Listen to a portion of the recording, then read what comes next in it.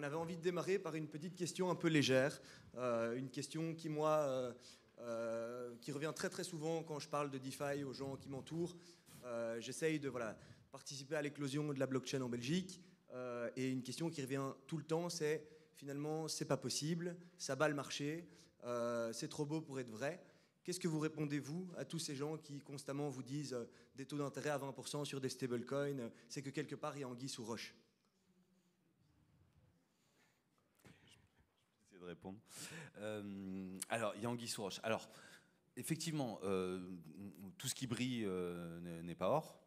Donc il faut effectivement faire attention. Certaines promesses sont trop belles pour être vraies. On l'a vu avec Encore, UST, etc. pour les citer.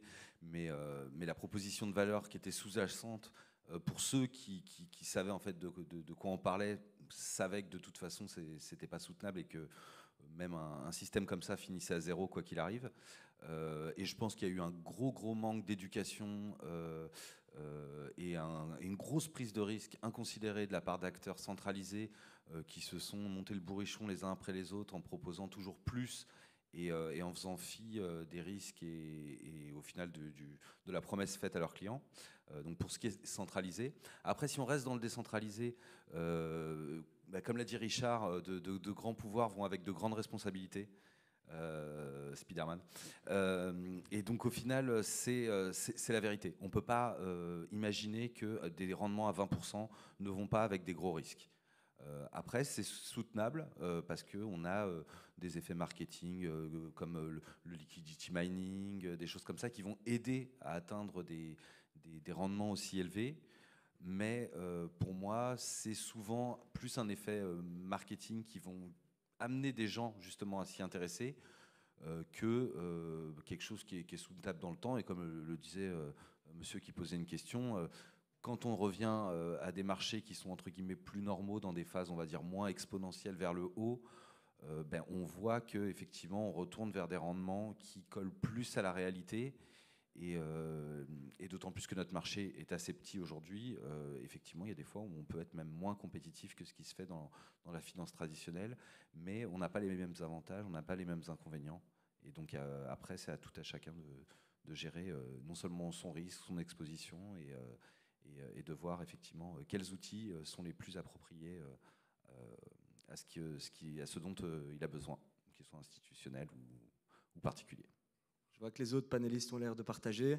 Tu voulais ajouter quelque chose, Richard? Ouais, il y a quelque chose qui est intéressant là-dedans avec ces histoires de pouvoir et de responsabilité, c'est que à la base, tout ce qui émerge aujourd'hui, Bitcoin, la DeFi, la blockchain, etc., ça émerge pas par hasard en fait.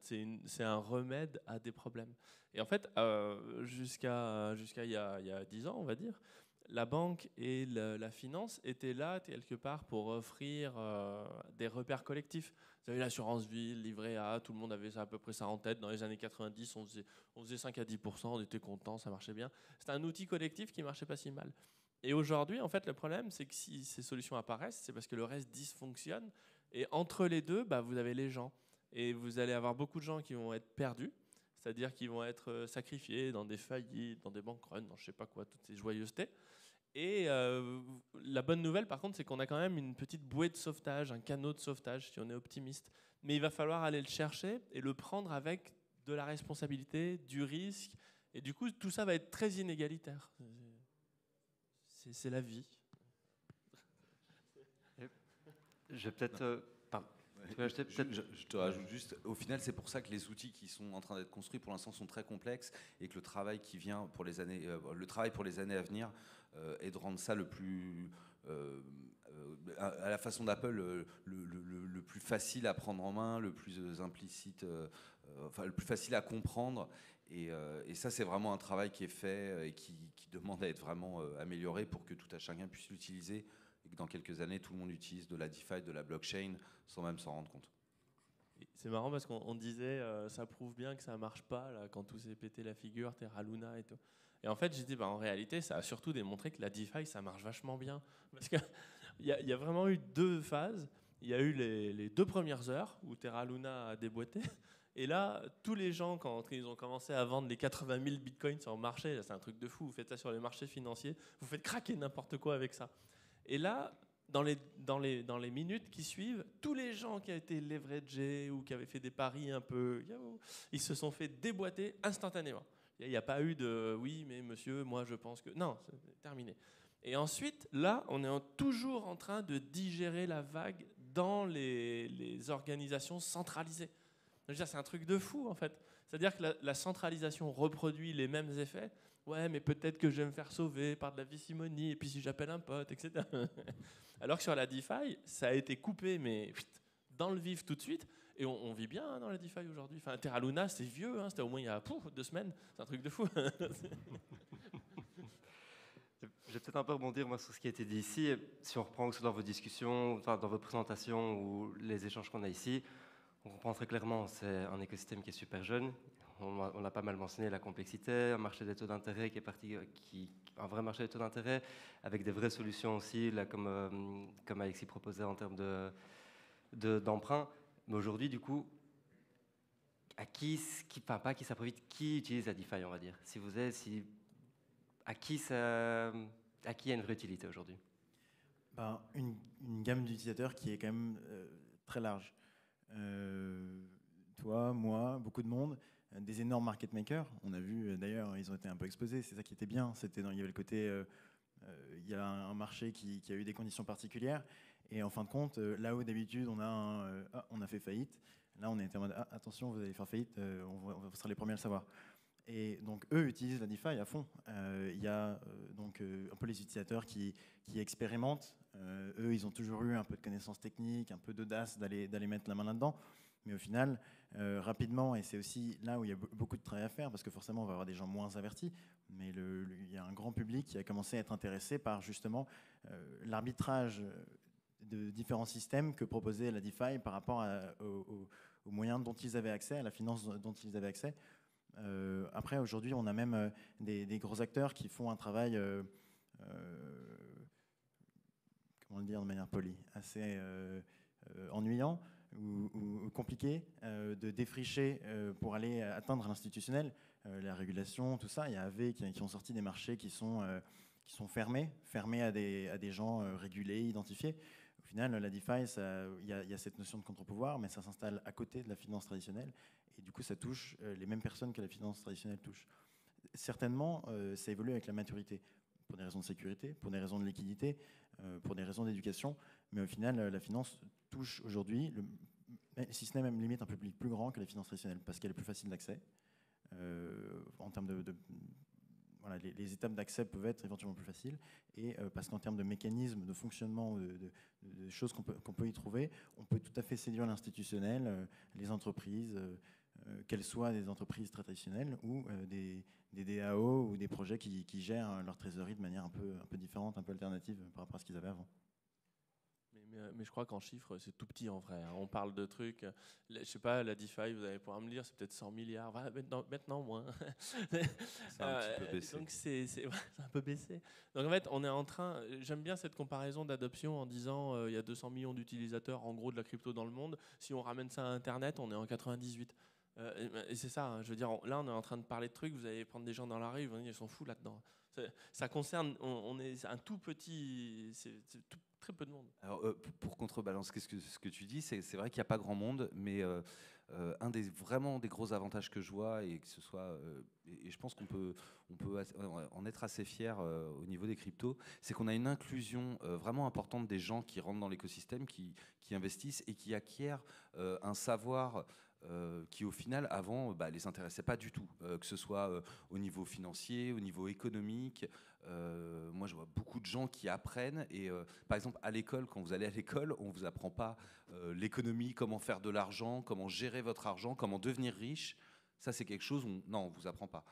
On va vous laisser dans votre condition la plupart du temps. Là aujourd'hui, il y a quand même un mouvement qui fait qu'on s'intéresse à des choses qui sont au final constitutives de nos sociétés. La finance, c'est quand même un pan hyper important de nos sociétés. Et on inclut de plus en plus de monde qui au final acquiert ce savoir. Et on peut espérer que plus il y a de gens qui s'y intéressent et plus les excès ça puisse être différent en tout cas par rapport au passé. Et ouais, je veux aussi compléter parce que c'est intéressant le point que tu as dit. notamment sur l'éducation. Enfin, moi, je le vois très bien et je l'ai vécu personnellement, puisque donc, j'ai un background technique, filière scientifique, ingénieur, etc.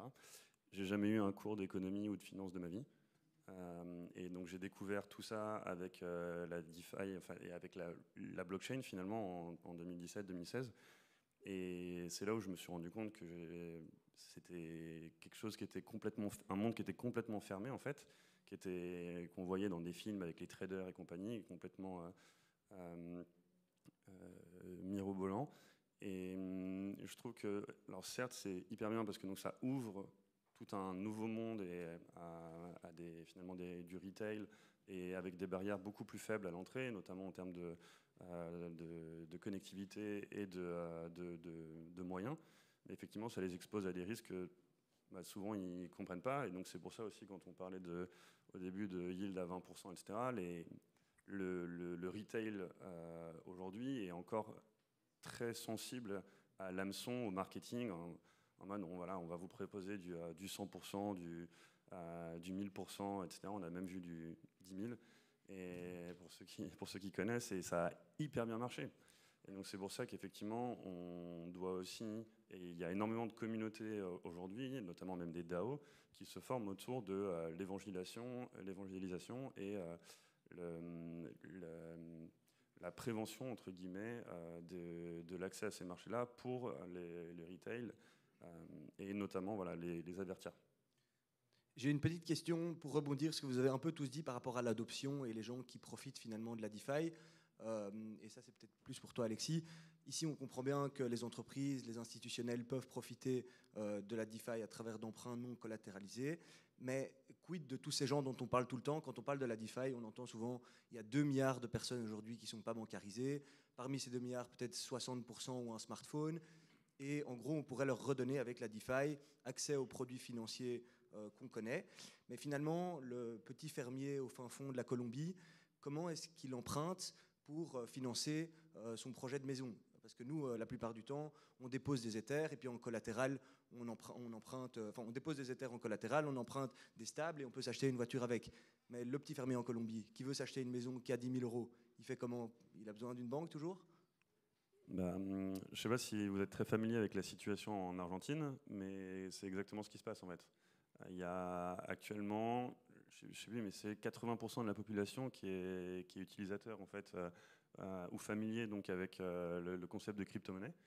Et c'est un concept qui a énormément boomé du fait en fait de l'inflation qui est rampante depuis énormément de temps, mais qui est donc de plus en plus accentuée avec les récents événements.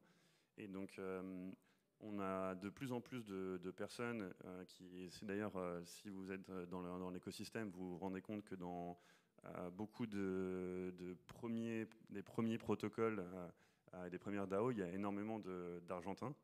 Et c'est pas un hasard, quoi. Et donc effectivement, là, notamment justement dans le milieu de l'undercollateralized, on a effectivement des entreprises, des fintech qui sont en fait construites pour faire des prêts, des microcrédits en fait en crypto à des particuliers dans ces régions-là du monde.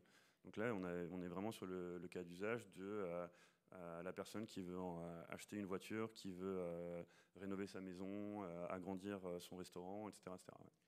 Donc ça se fait aussi avec le système que tu expliquais tout à l'heure de KYC, KYB. Ouais. Okay. En fait, c'est pas parce que il y a aussi, je comprends complètement donc le fait de, on est sur de la DeFi, donc la DeFi c'est permissionless. On a notre adresse, notre wallet et c'est tout. Mais c'est pas que ça en fait, parce que si on reste là-dessus, on reste qu'à des cas d'usage où on est sur du permissionless, et au bout d'un moment, quand on veut aller effectivement faire un lien dans le monde, j'aime pas dire monde réel parce que ça veut dire que du coup la crypto en opposé, c'est le monde fake, mais c'est exactement pour ça en fait que les premières applications d'encoring sur la blockchain, etc., n'ont pas marché, parce qu'on essayait de remettre des cadastres sur la blockchain, etc., sauf que au bout d'un moment, finalement, pour emprunter, mettre donc ce cadastre dans la blockchain, il fallait qu'il y ait quelqu'un sur place qui valide. Donc finalement, le trust, il était déplacé à la personne qui était sur place plutôt qu'à la personne qui était à la municipalité pour faire le registre, etc. Aujourd'hui, on a des cas d'usage dans lesquels on a toujours besoin d'avoir un point donc, de ce qu'on appelle des oracles. Et tant qu'on n'arrivera pas à avoir des oracles qui permettent de faire le lien exactement entre ce qui se passe sur le terrain et la blockchain, on va avoir besoin d'avoir accès à des personnes qui vont faire ça. Donc actuellement, on a des protocoles qui sont complètement decentralized, qui sont la DeFi pure. On a des protocoles qui sont un peu plus hybrides. Et typiquement, ce qu'on est en train de faire, il y a quand même effectivement une partie, certains points de centralisation, mais on essaye donc à chaque fois d'en avoir plusieurs pour avoir un minimum de décentralisation sur tous ces points-là. Mais voilà, pour arriver donc à terme, on est obligé donc de passer par plusieurs petites étapes comme ça. Pour la dernière question du panel, moi, ce serait plus sur l'aspect régulation. La finance traditionnelle, c'est clairement un domaine qui est ultra régulé. Si un de vous peut peut-être nous donner, en quelques mots, en quelques lignes en tout cas, le statut aujourd'hui du cadre régulateur dans la DeFi et quels sont, vous pensez, les gros challenges ou les big milestones, on va dire, qui devront passer. Aujourd'hui, en termes de régulation, il y a surtout la régulation commence à se pencher surtout sur les acteurs qui sont plutôt grand public, sur ce qui est décentralisé. On n'a pas encore grand-chose, on est encore un peu dans le Far West. Après, je vais donner mon avis personnel. Moi, je ne suis pas quelqu'un qui est anti de régulation en règle générale. Je pense que la régulation, si c'est pour la sauvegarde du consommateur, c'est censé être le boulot principal à la base de la régulation, pourquoi pas ? On voit que, on imagine que si, par exemple, on a beaucoup parlé de Luna, mais on imagine que s'il y avait eu un régulateur avisé qui avait vu que Luna, c'était pas possible et qui avait dit, par exemple, à Binance, en France ou en Belgique, non, vous listez pas ça parce que c'est pas legit. En termes de centraliser entre guillemets, on aurait eu un garde-fou pour des utilisateurs peut-être moins avertis. Donc voilà, à ce niveau-là, pourquoi pas. La régulation après au niveau des stablecoins, il y a beaucoup de travail.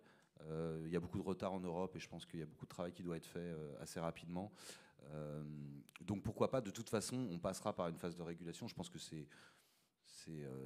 ça fait partie de l'ordre des choses et qu'on le veuille ou non, il y aura une part de régulation qui arrivera à un moment ou à un autre. Après, si la régulation, c'est synonyme de liberticide, oui, effectivement, je passe dans le camp des contres. Et tout est une question d'équilibre dans la vie en règle générale. Et ouais, je sais qu'effectivement, à ce niveau-là, donc la DeFi, elle n'est pas encore dans le cône entre guillemets de régulation, puisque donc dans Mika, à la base, effectivement, on était beaucoup plus sur les PSAN et compagnie. Actuellement, voilà, moi, ce que j'ai peur, effectivement, c'est que les crashs successifs qui ont eu lieu là, tout récemment, finalement fassent changer d'avis les régulateurs et qui disent, finalement, en fait, avec ce qui s'est passé, c'est inacceptable et on doit frapper un gros coup de poing sur la table, quitte à justement être moins regardant en fait sur les différences en fait de tous les différents protocoles qu'il y a, puisqu'on a vraiment de tout et de rien dans l'écosystème. Vu que c'est le Far West, on peut faire vraiment ce qu'on veut. Et donc il y a des gens qui essayent de faire les choses vraiment bien, et il y a des gens qui essayent, qui prennent avantage de ces trous. Et donc le problème, c'est que si on frappe d'un gros coup de poing sur la table, on frise en fait l'innovation. Et si on fait ça donc en Europe, et du coup on va voir finalement toutes ces entreprises-là qui vont bouger donc soit dans des paradis légaux, soit aux États-Unis ou typiquement hors de l'Europe en tout cas. Et ça, c'est typiquement vraiment quelque chose qu'on essaie d'éviter. Oui, ça c'est très intéressant parce qu'en fait, la régulation, ça suppose qu'elle s'applique à un territoire. Et si vous avez Binance ou Celsius ou quoi qu'est-ce sur votre territoire, vous pouvez imposer des KYC, vous pouvez imposer des tas de choses. Mais sur la DeFi, quand vous êtes en décentralisé, et les projets, alors on dit ouais, mais c'est pas vraiment décentralisé, on sait qu'il y a les jetons, etc. N'empêche qu'avec un wallet aujourd'hui, j'ai pas besoin de demander la permission et c'est un peu le principe du truc. Eh ben, la régulation, le grand risque, c'est qu'elle tue non pas le risque, mais qu'elle tue les entreprises sur le territoire sur lequel elle s'applique. Parce que si vous dites, eh ben, les entreprises en Europe, elles doivent faire ça, ça, ça, ça et ça, et que le gars, il suffit qu'il aille passer des vacances au Salvador pendant 2 ans pour faire son truc dans son coin, vous ne pourrez pas, quand vous poussez la logique jusqu'au bout, vous arrivez au grand firewall chinois. Si vous voulez empêcher l'accès à de la DeFi non régulée, pour peu que ça ait un sens, vous atterrissez avec un firewall. Vous interdisez aux gens d'aller faire. Et du coup, on rentre dans des paradoxes un peu compliqués. Et on en parlait avec Christophe de Bachelard ce matin. Au bout d'un moment, protéger les gens, c'est bien, mais la meilleure façon, vous connaissez le truc de science-fiction, vous dites à un ordinateur, à une intelligence artificielle, je veux protéger les gens, et je veux plus de souffrance, je veux vraiment les protéger. Bah, il fait une cage par être humain, et puis ils sont tous protégés, mais ils sont prisonniers, quoi. Donc, le fait d'avoir sa clé, c'est une souveraineté en fait dont on mesure mal le poids aujourd'hui, quoi. On est encore très peu nombreux à le faire, mais quand vous avez votre clé, pour peu que vous changiez de pays ou pour peu que, enfin, vous êtes vraiment, on change de dimension en fait. C'est un niveau de mondialisation qu'on n'a pas connu encore jusque-là. Et juste pour terminer un peu là-dessus, je suis tout à fait d'accord avec ces points. Déjà, effectivement, la régulation fait sens pour protéger le consommateur. Ensuite, c'est difficile de l'appliquer parce qu'il y a cette notion de géographie. Ensuite, il y a différents courants. L'écosystème crypto, même en dehors de la DeFi, il a été un peu construit avec un esprit un peu de contre-pouvoir, de côté censorship résistant, tout ça. Et c'est vrai que ces 2 dernières années, la DeFi, c'était beaucoup construire avec des prémices on avait d'autres priorités, entre guillemets. La DeFi tourne sur AWS. Le jour où AWS met une politique de nous, on ne veut pas des projets DeFi qui tournent chez nous, le lendemain, ça ne sera pas beau à voir, mais le surlendemain, ça tournera ailleurs. Et fondamentalement, c'est un peu la même chose avec les pays. Après, généralement, il y a la régulation est plus ou moins la même, typiquement sur le niveau européen. Le jour où si l'Europe décide de prendre une position qui bloque, ce qui fait peur à un projet DeFi, c'est que si on est implémenté en France ou ailleurs, on nous dise demain, c'est génial ce que vous faites, mais ok, 1, allez voir l'AMF, et 2, mettez une KYC sur tous les utilisateurs DeFi. Je serais plus français, quoi. Mais du coup, c'est le côté... Ensuite, il y a aussi l'aspect décentralisation. Dès le début, quand on entreprend dans ce genre de milieu, c'est hyper important d'être très accompagné par des gens qui travaillent avec le régulateur, qui connaissent un peu l'écosystème. Pourquoi ? Déjà parce que si vous ne le faites pas, à votre risque d'avoir pris des mauvaises décisions, même sur des trucs qui paraissaient intuitifs. Et puis, si vous le faites avec les mauvaises personnes, vous allez mettre une KYC sur vos Uniswap, quoi. Et du coup, il y a quand même un risque à prendre toujours quand on avance dans une zone grise. Et bien sûr que la régulation fait sens pour les utilisateurs, mais effectivement, le régulateur, il doit se situer dans cette approche où il doit laisser l'innovation, pas la tuer. Maintenant, aujourd'hui, je pense que la DeFi, on a eu quand même pas mal de chance d'avancer avec suffisamment de terrain. On a quand même une marge qu'on doit considérer par rapport à ce qu'on voit. Et c'est aussi pour ça que après, le régulateur, comme comme tu avais très bien dit, il va d'abord aller voir ce qui touche le consommateur un peu mainstream. Les premiers qui vont tomber, c'est les Instagrammeurs qui ont fait des NFT drop, et pas le projet DeFi qui a essayé de faire un protocole plus ou moins totalement autonome. Et voilà, quoi. En fait, si on était à terre, on va devoir conclure. Mais si tu veux, vas-y, un dernier mot et puis on va devoir conclure. La méthode américaine est pas mal, c'est-à-dire ils essayent de pousser des énormes projets incontournables. Une fois que vous avez Binance, une fois que vous avez l'USDC, une fois que vous avez tous les gros pions de la salle, il suffit de dire, écoutez les gars, si vous allez ailleurs, vous n'êtes pas couverts, vous êtes tout nus, vous ne serez pas assurés, vous ne ferez pas partie des règles, vous ne trouvez plus une mère de famille ou un père de famille qui va ailleurs. Donc la bonne façon de sécuriser et de protéger, c'est peut-être au contraire de pousser des géants européens, si on peut, ou des géants américains qui au final seront main dans la main avec la NSA et le gouvernement.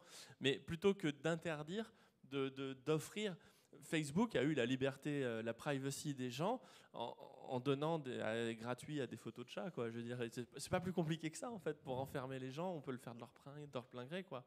On peut vraiment offrir un niveau de sécurité optimum de leur plein gré en offrant des bons services.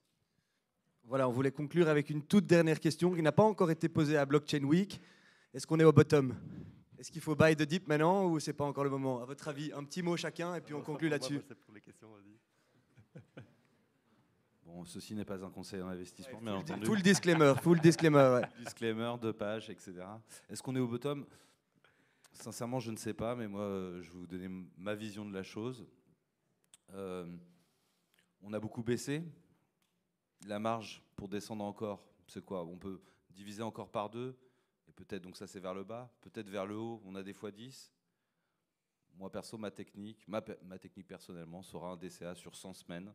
Donc ça nous amène au prochain halving, un petit peu, de temps en temps, tous les jours. On ne regarde pas le prix. Et puis on voit dans 2 ans. On achète tous les jours, en gros. Non, tous les jours. Ton DCA tous les jours ou toutes les semaines, tu prends ton capital, tu le divises par 100 semaines, et puis tu mets ça sur des projets qui ont du sens, quoi, qui ont une proposition de valeur, et puis on attendra les bull runs pour miser sur des shitcoins et aller au casino, quoi. Richard? Et ben moi c'est marrant parce qu'en fait j'ai une très bonne idée de une réponse. On travaille avec les copains de chez Gafcal, Didier Darcet, sur des algos de finance comportementale qui ont déjà fait leurs preuves sur les marchés financiers. Et en fait chaque jour là en ce moment dans la lettre que j'écris, on donne la limite du modèle. Et aujourd'hui pour aujourd'hui, je regardais ce matin, c'est 25 000 $ pour le Bitcoin. C'est-à-dire que s'il ne passe pas au-dessus de 25 000 $ aujourd'hui, je ne l'achète pas. Et s'il passe au-dessus, je l'achète. Et en fait, on voit qu'on bat le DCA avec ça. Depuis juillet, on est en test réel. Et sur les backtests, ça marche. Mais le backtest, ça marche toujours. Mais depuis juillet, ça fonctionne. Donc on a des moyens aujourd'hui. Nous, on fait ça. Ouais. Et donc, a priori, non, on n'est pas... En tout cas, on n'a pas encore épuisé la tendance baissière au point de dire qu'on revient. Mais ça se suit au jour le jour, quoi. Mais on peut descendre bas. Hein, quand on divise par 2, on peut toujours diviser par 2. Hein, c'est ça qui est beau avec les marchés. Gaspard? Pareil, non, je déteste donner des prédictions, mais je pense que ça fait longtemps pareil que je suis dans la crypto, et au bout d'un moment on applique la même technique, quoi. Quand on est à des conférences et qu'on voit que les gens ils commencent à être un peu trop ivres, on se dit bon, c'est peut-être le moment de sécuriser. Et je parle pas de ces conférences, hein. Et du coup, et dans d'autres où les gens sont tout à fait sobres, on peut se dire bon, les choses se stabilisent. Effectivement, on peut toujours diviser par 2. Je pense que c'est si important parce que à chaque vague, on voit des nouvelles personnes, des amis, de la famille rentrer, et ils voient un prix, ils se disent bon, allez, ça peut tomber jusqu'à là, c'est quand même pas mal. Mais dans les précédents cycles, quand l'Ether était monté à 1004 et quelques, en mars 2020, on est tombé à 80, quoi. Donc je préfère acheter quand... C'est le truc classique. Après là, tous les marchés financiers tombent, mais quand les gens sont vraiment... c'est vraiment un gros scam, c'est nul, vraiment ça n'existera jamais, c'est le moment où j'essaie d'acheter. Alors même si j'ai le même sentiment parfois, on est un peu impacté, quoi. Et à l'inverse, quand tout le monde est en mode mais c'est génial, ça ne s'arrêtera jamais de monter, ben, c'est le moment où il faut, contre son sentiment, généralement essayer d'agir. Mais là, je viens juste de dire achetez bas, vendez en haut, mais concrètement, c'est ce que j'essaie de faire, quoi. Donc, thanks. Et toi, Alexis? Moi, je pense qu'on est encore en train de digérer en fait l'implosion de gros mastodontes de la DeFi, DeFi centralisée. Et je ne sais pas encore si on est vraiment arrivé au bottom, parce que ce que j'ai vraiment réalisé en fait avec ces épisodes-là, c'est à quel point en fait certains mastodontes qu'on pensait si forts, si puissants en fait, prennent des positions complètement irrationnelles et sans risk management en fait. Des fois, on se demande si finalement en fait d'où ils sortent. Et donc du coup, je me dis que si ça arrive à ces types d'acteurs-là, pourquoi ça forcément arriverait pas à d'autres? Alors forcément, bon, ça, on va commencer à le voir très rapidement, puisque là, les dominos, ils sont encore en train de tomber. Donc suivant en fait où vont s'arrêter les dominos, pour moi, c'est un peu là où on peut commencer à avoir un espoir de rebond, quoi. Et ouais, affaire à suivre, je pense. Et juste un dernier mot là-dessus, en fait, une chose à prendre en compte, en fait, c'est que les marchés sont décorrélés des fondamentaux. Donc c'est pas parce qu'un jour il y a un prix très fort, mais que les choses vont pour le mieux, que ça va continuer de monter. De la même manière que c'est pas parce que les choses vont mal que ça va descendre forcément. Et ça, c'est à prendre en compte, parce que c'est pas forcément dans les cryptos, mais il faut faire sa stratégie en prenant en compte ce détail. Merci beaucoup, les amis. Voilà, on peut les applaudir très fort.